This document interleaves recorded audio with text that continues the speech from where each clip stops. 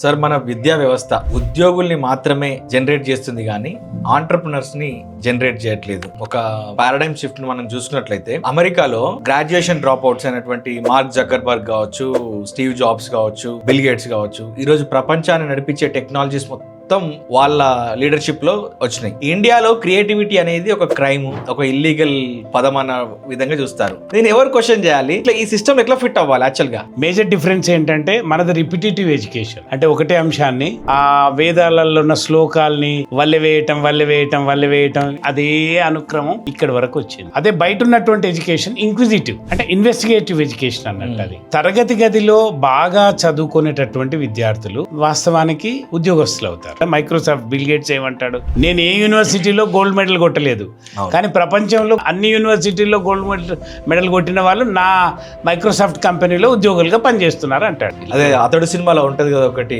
ఏం చేస్తున్నారా మన వాళ్ళంతా అంటే సునీల్ చెప్తాడు, బాగా చదువుకున్న వాళ్ళందరూ టీచర్లు అయ్యారు, చదువురాని వాళ్ళంతా స్కూల్ పెట్టుకున్నారా అని చెప్తాడు ఆయన.